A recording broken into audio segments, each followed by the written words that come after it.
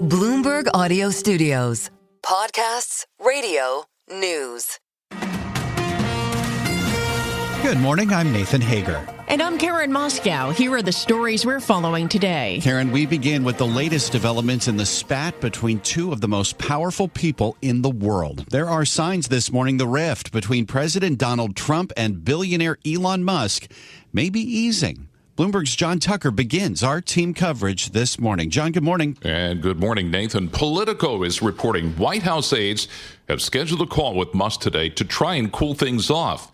President Trump, with reporters yesterday, had this to say as the Musk bromance headed for the rocks. I'm very disappointed in Elon. I've helped Elon a lot. Elon and I had a great relationship. I don't know if we're well anymore. I was surprised because you were here. Everybody in this room practically was here as we had a wonderful send-off. He said wonderful things about me. You couldn't have nicer. Said the best things. He's worn the hat. Trump was right about everything. Well, the relationship started to rupture when Musk called Trump's signature tax and spending bill a disgusting abomination. And things really got ugly yesterday. Musk called Trump an ingrate and suggested the president would have never won the election without his help. Trump, in turn, proposed cutting off Musk's lucrative government contracts. Go ahead, make my day, Musk posted on X in response to Trump's threat. Later, he responded yes to a Twitter user's suggestion that the president be impeached.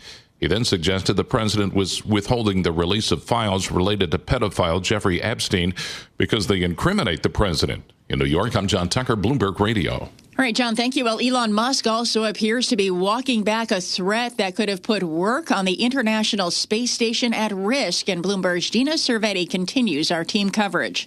Elon Musk had threatened to decommission SpaceX's Dragon spacecraft. That's after President Trump posted that the government could save billions of dollars by canceling Musk's federal contracts.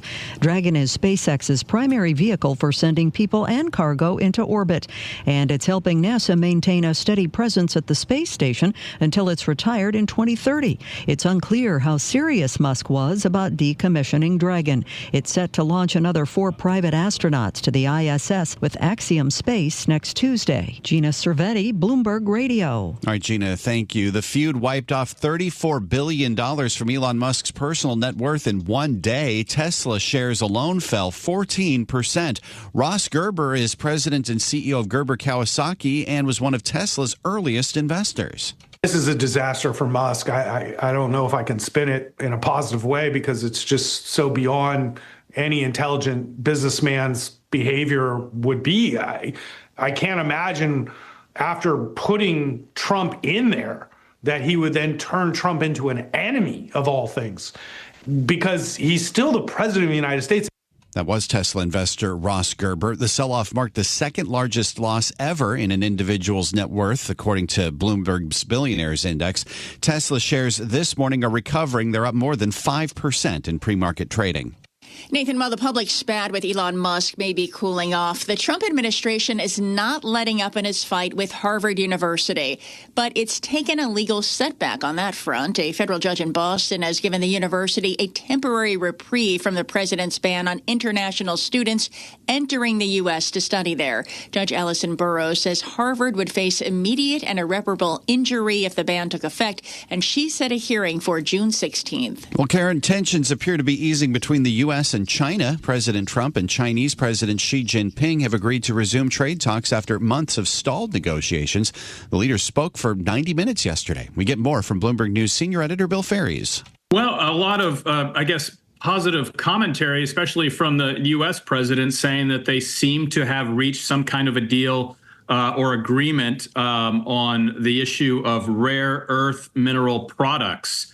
That seemed to be the issue that was really worrying the U.S. and U.S. companies. We know Ford closed a factory for a week last month, partly based on its access to those supplies of rare earths.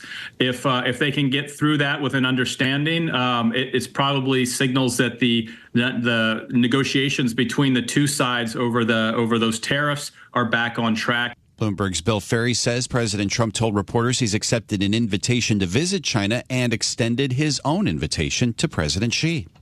Nathan, there's new developments this morning on two trade fronts. First, the U.S. and Japan have begun the latest round of trade negotiations, with media reports suggesting Tokyo's delegation is trying to win a reprieve from the tariffs by pledging to make more cars in the U.S. and enhancing cooperation on rare earths. Commerce Secretary Howard Lutnick met with Japan's top trade negotiator in Washington yesterday.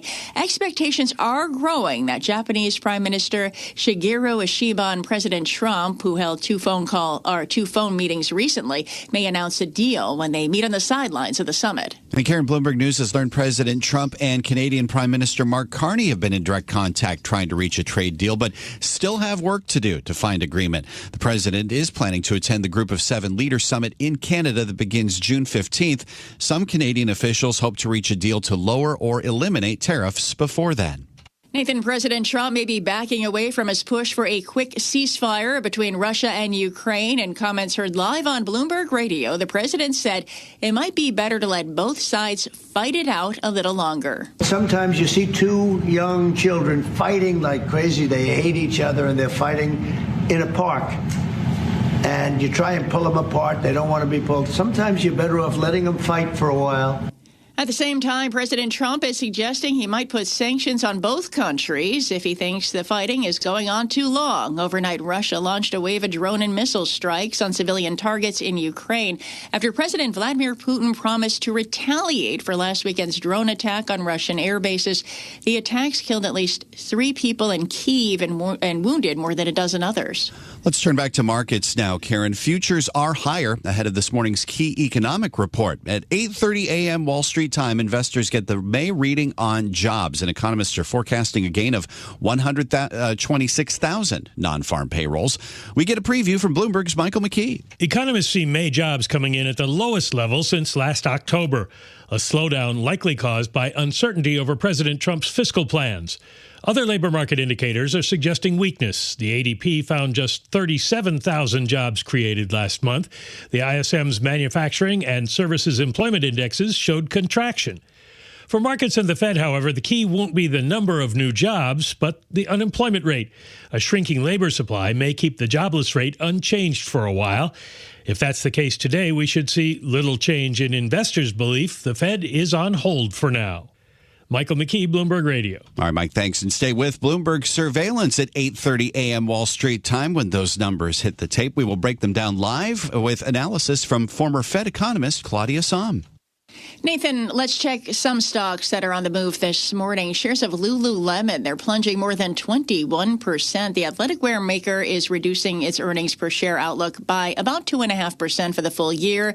It also sees sales below analyst estimates. Lululemon is trying to manage supply chains affected by President Trump's trade wars, and its guidance assumes 30% tariffs on China and 10% on other countries, which could cause, quote, a significant reduction in profitability.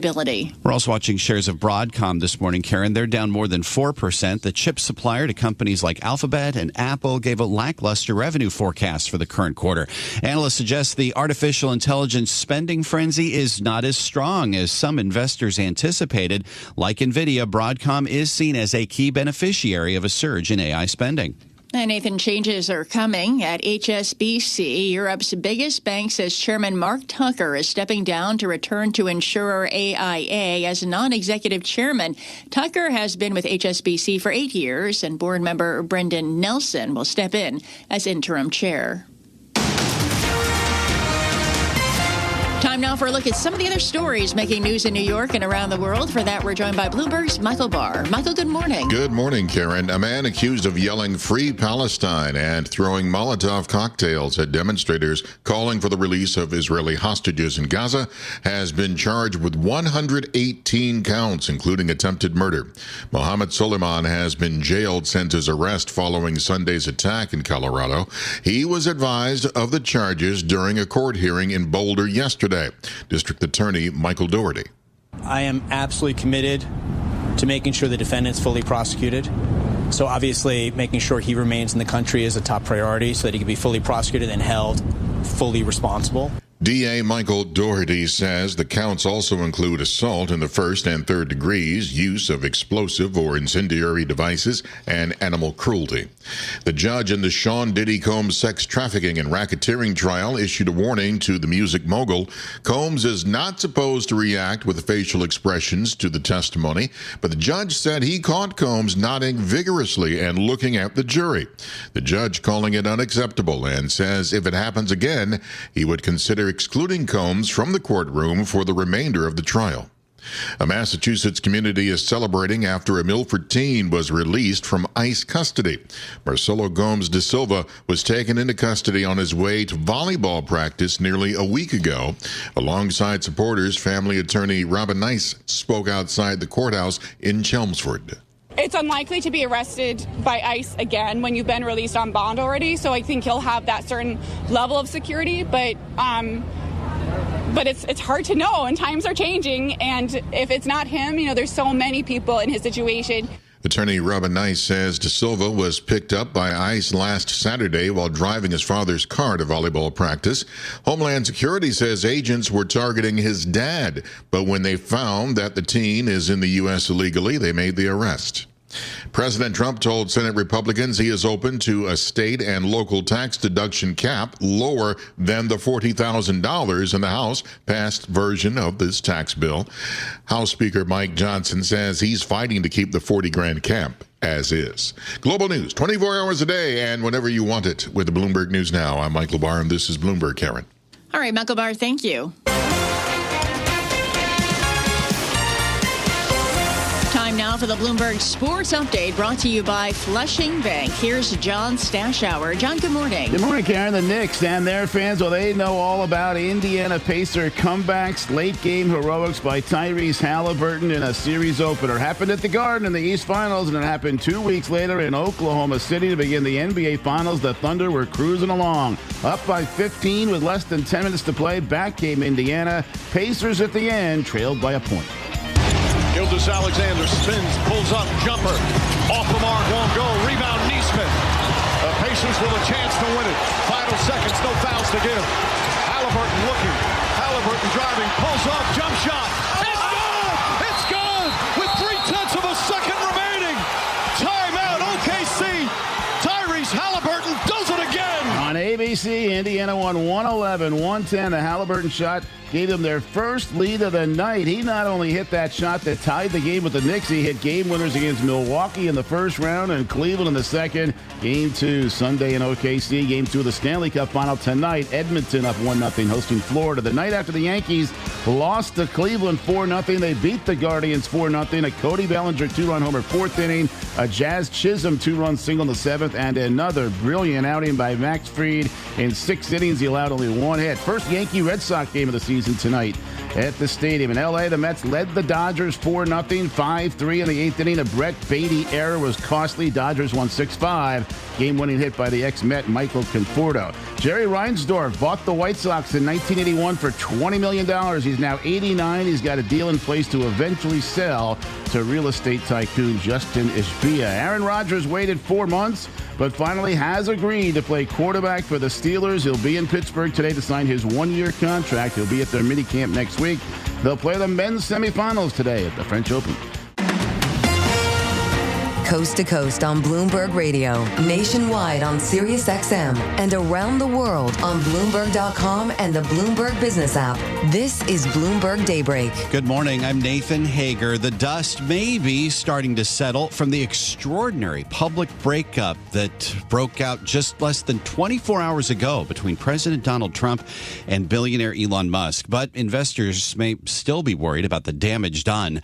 Ross Gerber is president of Gerber Kawasaki and one of Tesla's earliest investors. Institutions and pension funds had written the board of directors about Elon Musk and reining in this kind of behavior. And I can't assume that this isn't going to lead to massive shareholder lawsuits against the board of directors and Tesla. Ross Gerber with Gerber Kawasaki there. Now we're joined by Bloomberg News senior editor Derek Wallbank. And Derek, the questions are still rising here. When you hear things like impeachment and Jeffrey Epstein and cutting off government contracts, where does this relationship stand now? Good morning. Good morning, Nathan. Look, it was an absolutely explosive period in a relationship that had come to define the second Trump administration, at least its early days, right? Elon Musk was somebody who donated hundreds of millions of dollars of his own money to electing Donald Trump as well as Republicans up and down the ballot. They were successful. Republicans have unified control of Washington. Musk becomes then the face of Donald Trump's effort to cut government spending. The two of them scythe their way through the federal bureaucracy, and et cetera, et cetera. And now we're sitting here with Musk talking about Jeffrey Epstein and Donald Trump and all manner of other things. It got very personal very quickly, I would say, yesterday. And the cost to Musk so far has been staggering. He saw Tesla off 14%. His own wealth is closely tied to that. More than $30 billion of his own money on paper gone. It is quite a high cost thing. At the same point, look, Donald Trump wants to pass his one big beautiful bill that is the centerpiece of his own domestic agenda, and Musk has become the chief antagonist to all of that.